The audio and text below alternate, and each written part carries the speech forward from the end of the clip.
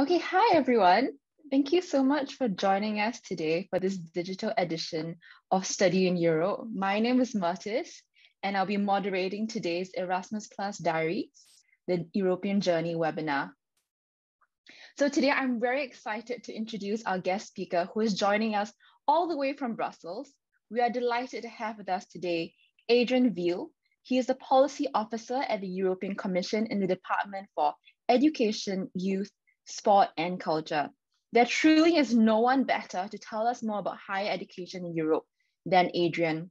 Adrian has a wealth of experience speaking to students on the study opportunities available in Europe, and today he will lend us his expertise on Erasmus+. Thank you so much for joining us today once again, Adrian. If you could maybe say a few words to introduce yourself. Yeah, thank you very much, Metis, and thanks for that introduction. Yeah, I'm very happy to be with you. We are joining our colleagues in the Singapore delegation here from Brussels to share what is special about an education study period in Europe. We want to encourage you to look at all the opportunities, all the alternatives provided by different European countries as a possible study destination for your future academic career. So we're going to talk a little bit about why it makes sense to come to Europe and what the opportunities are under our European Erasmus program. I'm a little older probably than you, most of you here today, and I actually studied languages. I studied European languages, French and German. I'm originally from the UK, and in those days, I think people in the UK led an even more insular life than they do now. I hadn't really traveled outside the UK, but I became fascinated with other European countries. I wanted to study their languages. And for that reason, a year abroad was actually part of my university course. So I actually predate Erasmus, but I had a really interesting, exciting, and valuable time for my learning experience in Paris and in Regensburg in the south of Germany. Okay, well that's great. I also did a semester abroad in Paris, in France, and I think I learned a lot there. So just to give everybody an overview of how today's webinar is going to go, we're just going to have a short interview with Adrian to understand what Erasmus Plus is, but the bulk of our time today will be for you, our audience, to ask questions. So please feel free to type any questions you have in the chat, and I'll have my eye on it throughout. And so afterwards, we'll also have a live Q&A session. So like I mentioned just now, I also did a semester abroad in France as a political science student. And studying in Europe is not just about the academics. So for me, I can attest to the rich cultural heritage that you will be immersed in as a student there. It was very exciting for me to learn about political theories in the very cities these theories were born in, where I could walk past cafes that specific political theorists were known to have enjoyed. And so I'm sure there's so much more to studying in Europe. Adrian, if you could tell us what else a student can stand to gain by picking Europe as a destination for higher education? Yes, I mean, I think there are different levels on which you benefit. And if we start with the academic level, if you select Europe as your destination, whatever the country, you're picking a country with a very rich academic tradition. In fact, the universities in Europe mushroomed, in fact, during the Renaissance time in Europe. And they were actually always based on international exchange of ideas. So universities in different countries, in Paris, in Padua, in Italy, in Bologna, in Oxford, in Leiden, all these universities actually exchanged their academics. There wasn't so much student exchange, but the ideas traveled around Europe, and that's what created the right conditions for this flourishing of learning and scientific progress in Europe at that time. So it's not by coincidence that we have named this mobility scheme Erasmus. That was one of the most famous scholars of the time who also traveled between different European countries. So you have that. You have the tradition of universities in Europe. You have, although they haven't stood still, they have constantly innovated all the time. They're constantly reinventing themselves. And especially at this moment, we are, as the European Union, we are fostering that. We are getting universities, ministries of education to work together to sort of rethink what the role of the university is, what the future is, how we can foster new innovation, new methods of teaching, new methods of learning. So there's this constant process of innovation, which you also benefit from. And then I think the other thing by choosing Europe is that you benefit from this, all these interlinkages between different European countries. When you come to Europe, I know there have been some hiccups as regards traveling to Europe over the last 18 months. We can't really do anything about that, but things returning to normal mean that you can once again, you'll be able to travel around Europe. When you're at the university, you benefit from all these different nationalities of students. The universities themselves are very international. So you'll be sharing classes with students from all sorts of other countries, learning from their experience, perhaps from outside Europe or from other European countries. And you'll also be able to travel. If, for example, you go to a university like Cologne in Germany, you're an hour away from, less than an hour away from Maastricht in Holland, from Liège in Belgium, from Luxembourg. If you go to Vienna, you're very close to Slovakia.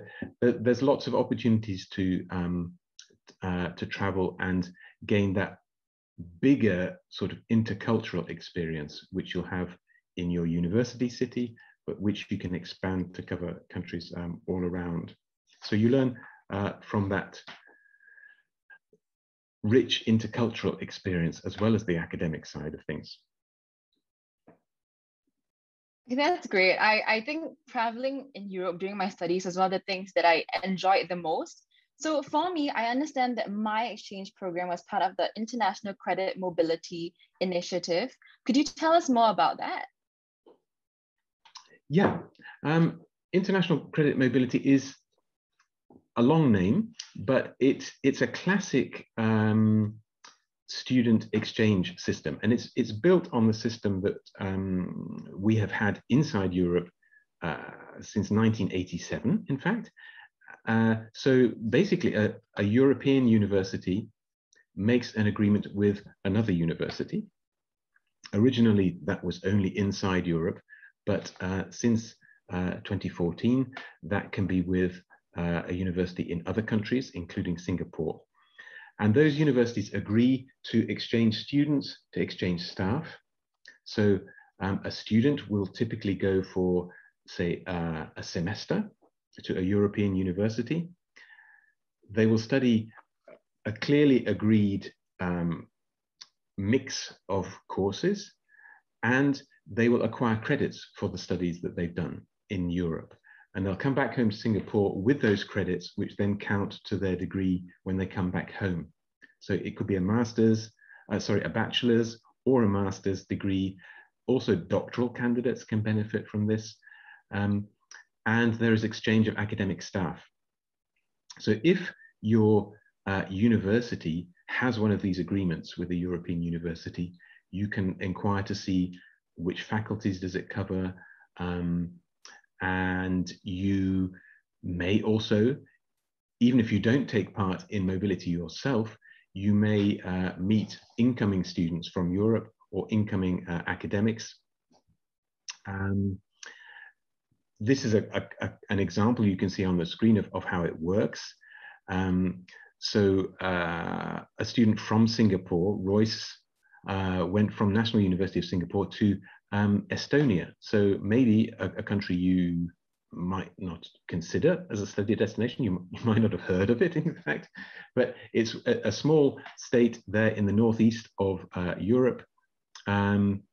And this student went to study psychology as part of their bachelor's course for a semester. So 5 months in Tallinn, the capital of Estonia. So I think it's very interesting for me to hear that the International Credit Mobility Initiative is also for graduate students, because I always thought it was only for undergraduate students. But I also understand that there is a separate program for graduate students called the Erasmus Mundus Joint Master's Degree. Could you tell us more about that? Yeah, this is a very, well, I find it a very exciting initiative, in fact. Because there are two sides to it. On the one side, these are very innovative master's programs, and they generally are interdisciplinary. They bring together different faculties, but perhaps more interestingly, they bring together different universities from different countries. So they pool their expertise, their resources, and deliver different modules of what is usually a 2-year master degree course. Now, for the students, this is really interesting because it means that if you take part in one of these courses, you will study in at least 2, but probably more, probably 3 or 4 of the different universities that make up this consortium. And the EU, the European Union, funds scholarships for students from all over the world, outside or inside Europe, to come and study in these master's courses. So we have about, this year, about 150 of these different master degrees. We don't actually set any priorities for these. So we select the best ones, the best quality courses. So you can be sure that they are of high quality.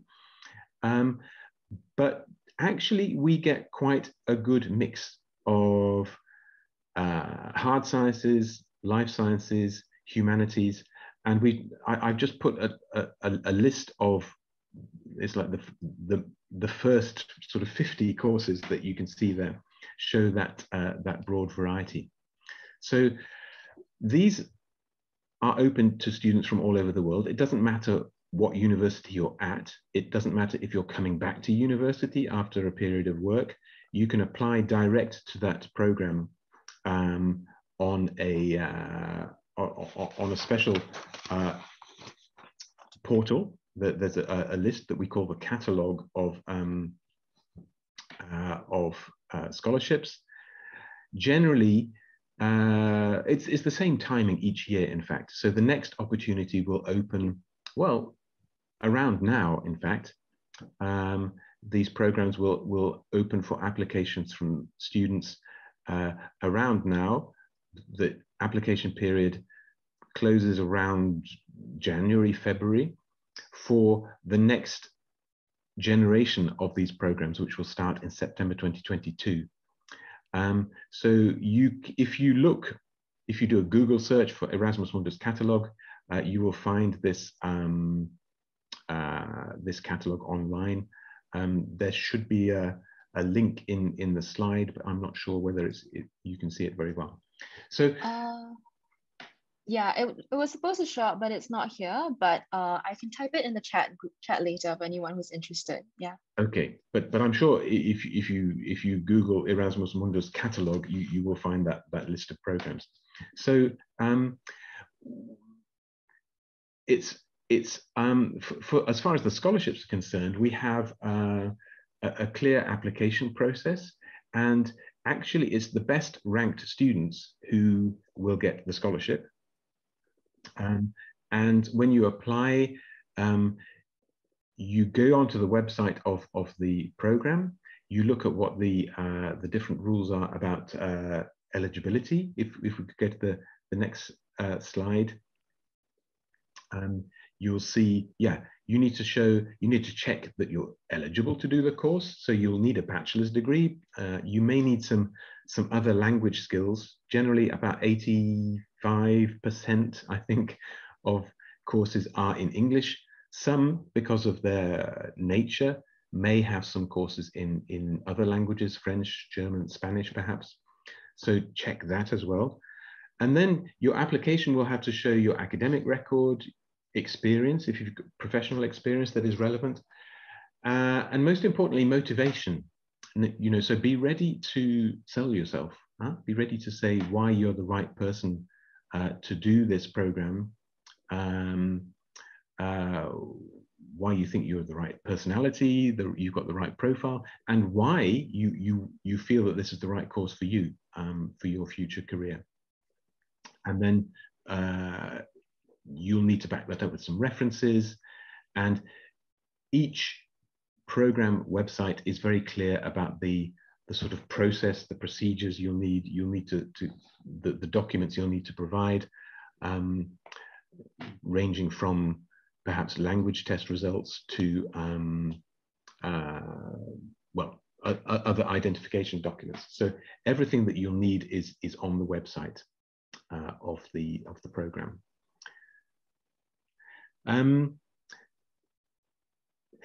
Could I ask you to go back? Sorry. Oh yes, of course.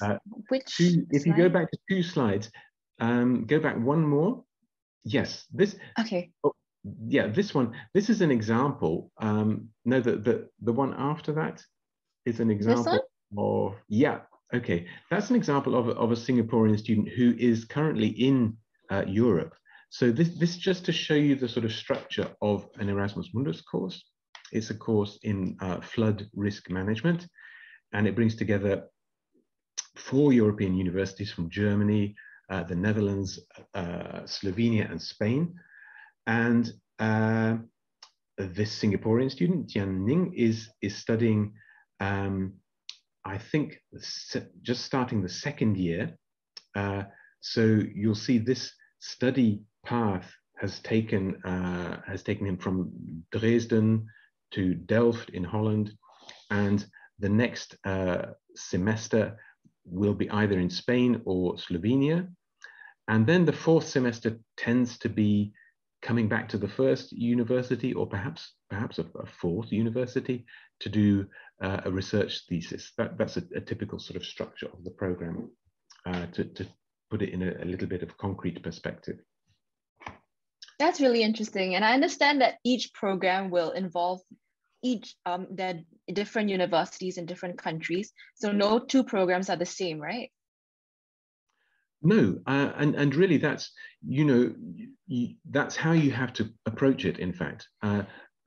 Look at the courses, see what is the right course for you, and you can make that decision on a number of things. Obviously, the theme is the main thing. You want to choose something that is right for you, right for your career. But you can also see, for example, which universities are involved. And you can see the curriculum as well. So you'll see which modules, which skills are developed.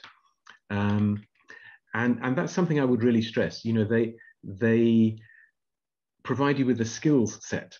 So perhaps they are not typically academic courses, but they bring in a number of interdisciplinary skills. For example, this one on flood risk management will be, there will be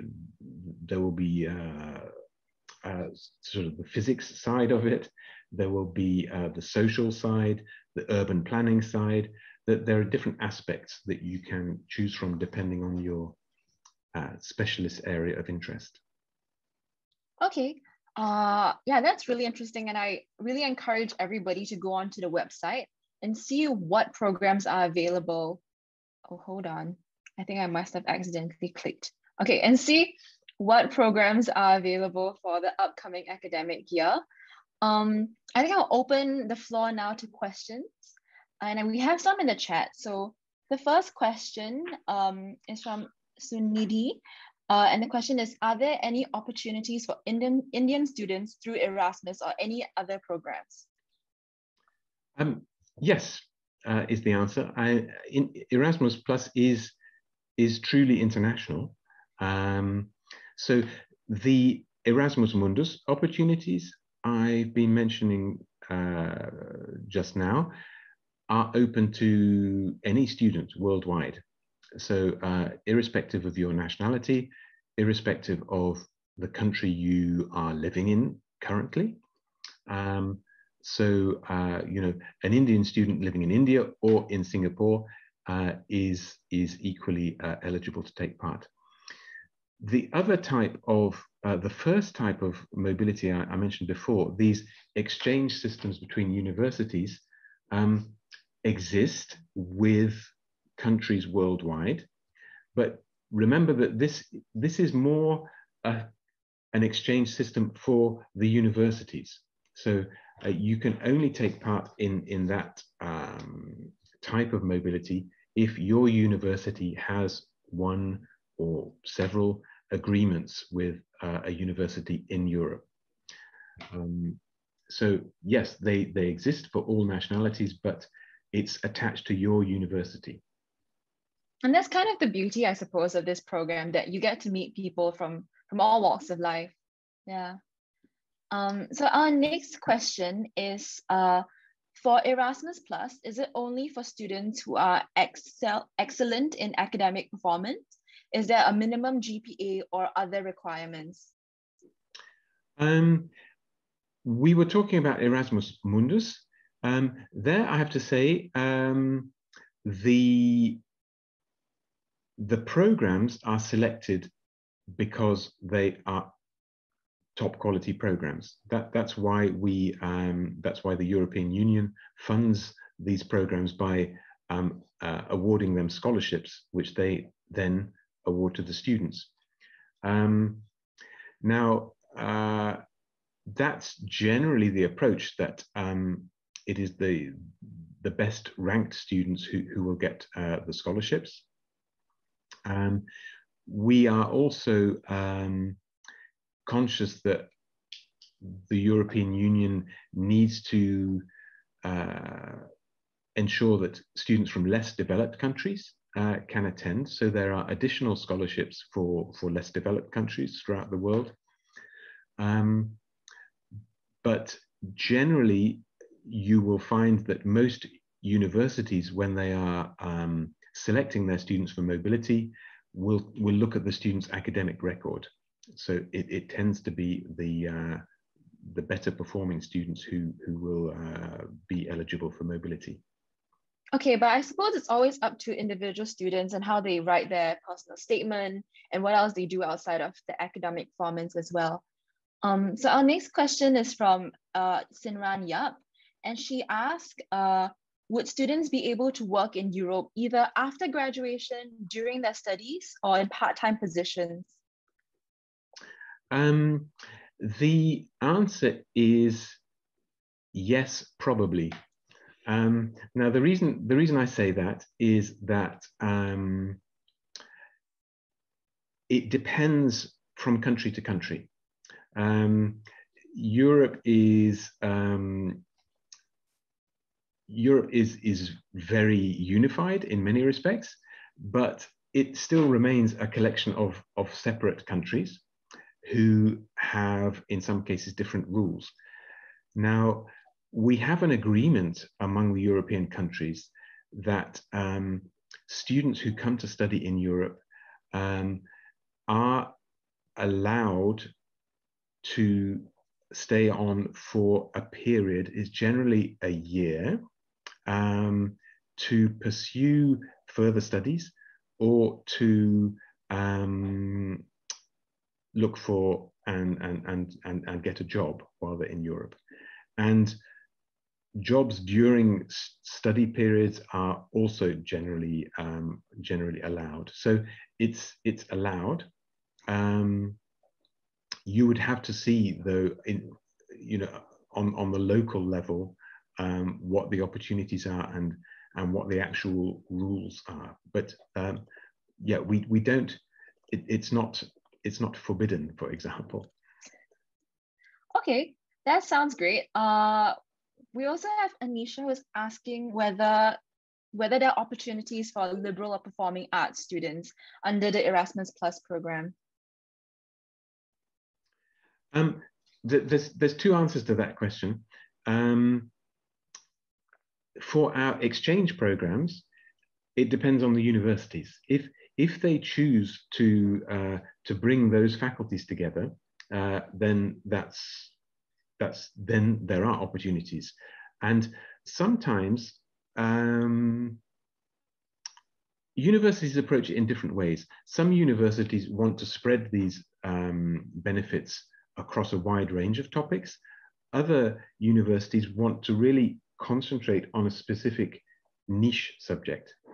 And it's interesting to know that some of the university agreements that we have are with specialist universities, so music schools or performing arts schools. So check with your university, in fact, to see if they have an agreement. Then in Erasmus Mundus, there are some courses. I know there's a course in choreography and dance study. So look through the catalogue, I would say, to see what, because this rule is valid for everyone.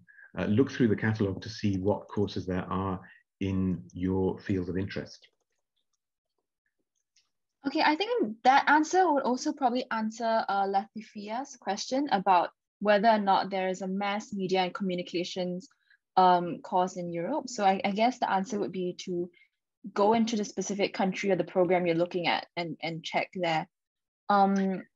Yeah, and for all these questions, I would say I'm talking specifically about the scholarship opportunities that the European Union funds.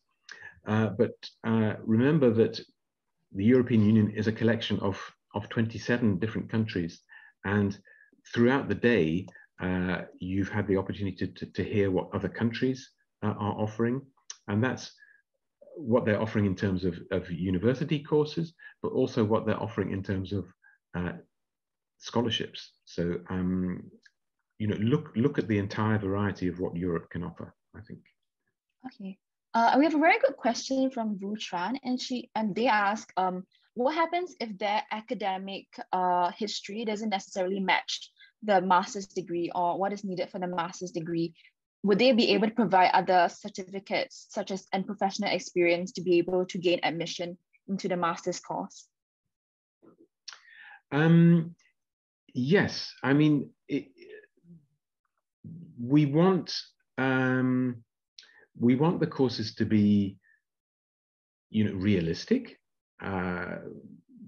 Somebody who starts one of these courses needs to have the academic background to be able to study it effectively. So you will need some sort of academic background.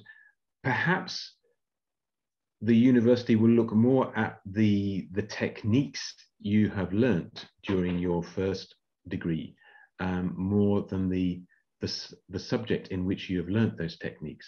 So it may be, if you want to take a course in research, you can transfer your research experience from one field to bring it usefully into a new academic field, to pursue something new.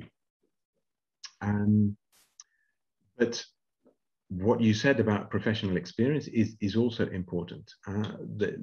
Many, I think about 30 or 40% of the students who are starting our Erasmus Mundus Masters programs are not coming straight from their bachelor's degree. You know, they have either done a different master's degree, or they have indeed spent a few years in employment. So that can also count to your application. Even if it's not a formal academic qualification, we recognize that work experience can also provide a great deal of expertise that you can bring to the course. Okay. So I guess along the same lines of education after some work experience, do we ask whether or not you can explain more about the doctorate program and where they can find information about the doctorate program? Yes. What I would propose for doctoral programs is that you you look at a website called Euraccess. Just tapped it into the chat. Now, Euraccess is has been set up to help the European Union provide information to researchers in general. And this is two types of information. It's researchers looking for employment opportunities, or it's researchers looking for academic opportunities. So this starts at doctoral level. It also includes postdoctoral research. And there is a Euraccess office based in Singapore, in fact, that covers Southeast Asia. So I would suggest the best place to go and look for both things, job opportunities or research grants, is to check the Euraccess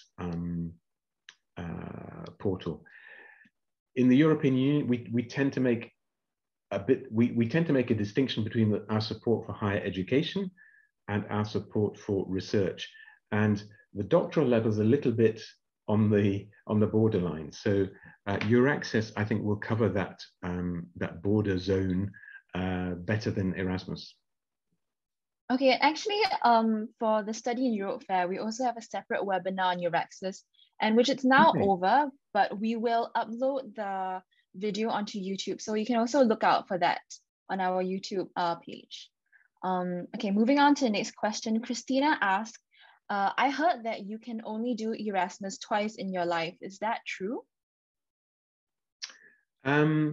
You can only do one Erasmus Mundus master's degree. When it comes to the exchange, it is possible to do exchange at different levels. So you could do an exchange during your bachelor's and then a second exchange during your master's. What you can't do is two bachelor's exchanges or two exchanges at master's level. It also means that you cannot do both an Erasmus Mundus master's and a master's, a short-term master's exchange. So that's the limit. It's not so much a limit of two, it's a limit of two in the same at the same academic level. Okay. Okay, thank you. And for all other attendees, I encourage you to keep sending in these questions. Thank you everyone for your participation. We've got one question from an anonymous attendee, and they ask, would students from Singapore be able to apply for the Erasmus Plus grant? Yes. Okay. Yes is the answer.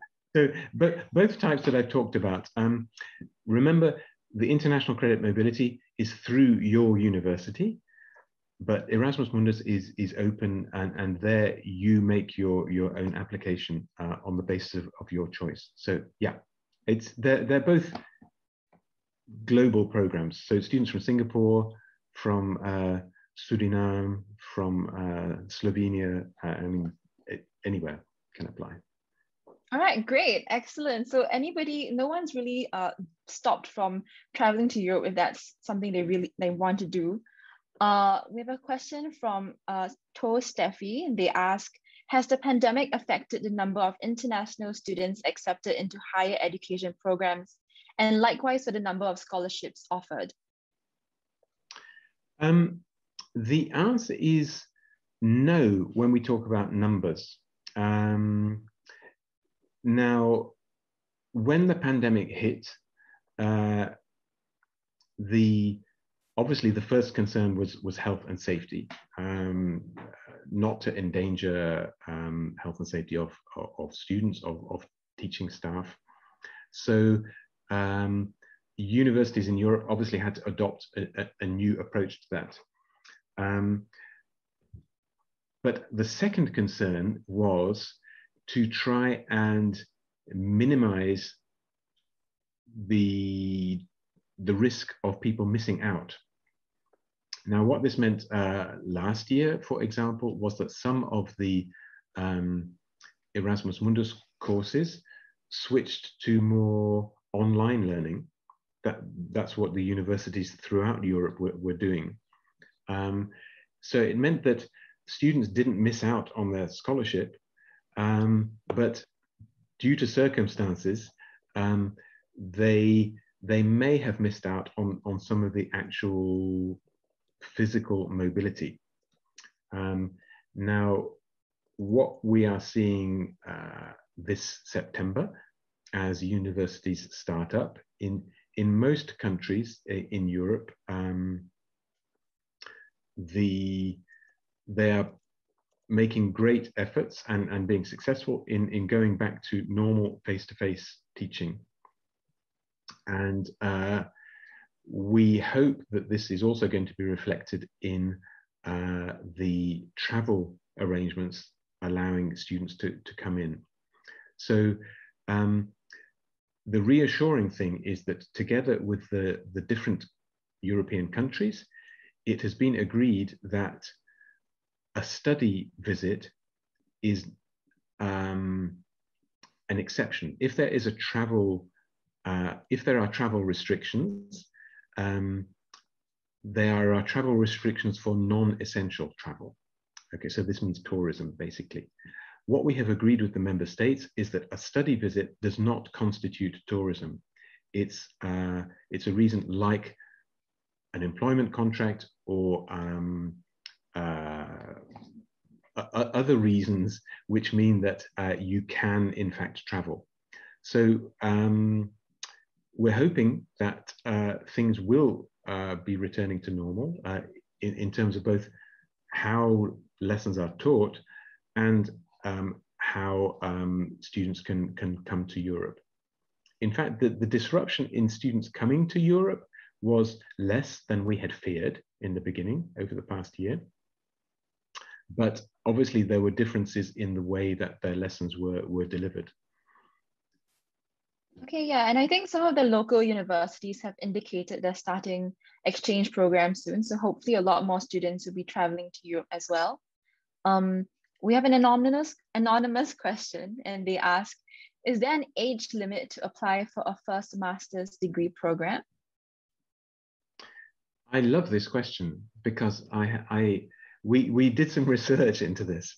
So the quick answer is no, there's no age limit. And this, comes back to what I was saying about we welcome people coming back from the world of work.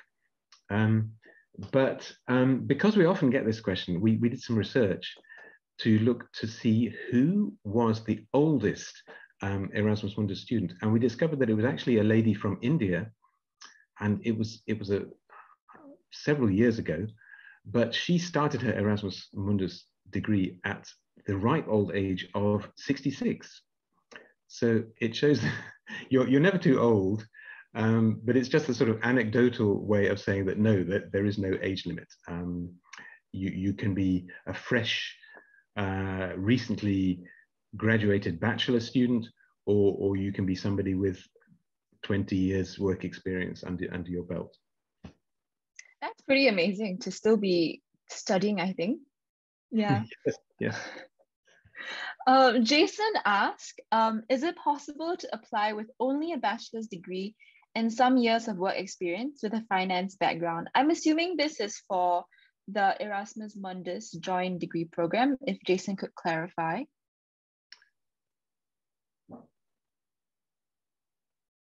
Yeah. Yes, for the... Yeah, that's correct. So these are master's programs. So yes, you do need a first degree at bachelor's level. You don't need work experience,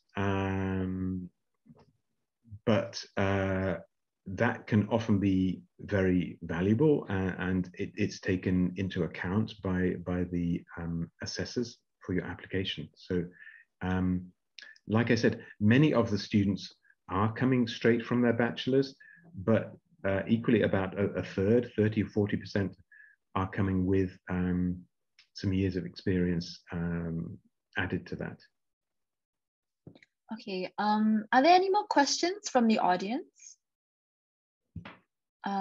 I think I'll just ask one question that I had as well. I was just wondering, how competitive is the master degree programs generally? Just because I also might be thinking of applying for a master's program. Okay. Well, it depends from program to program. We have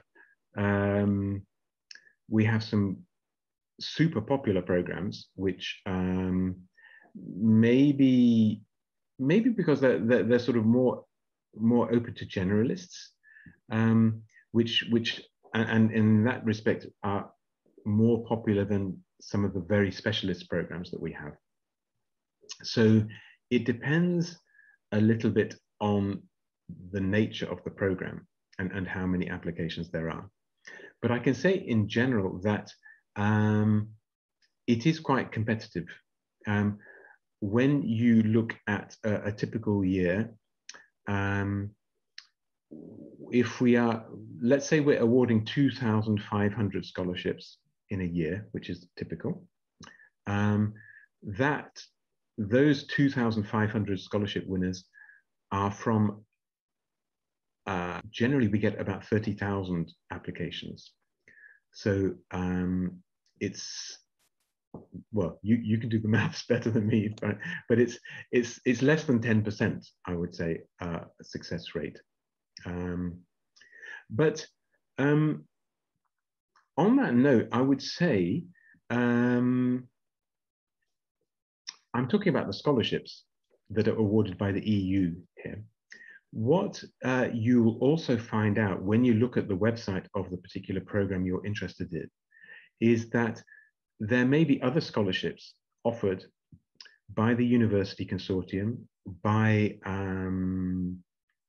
sponsors, perhaps by local authorities as well.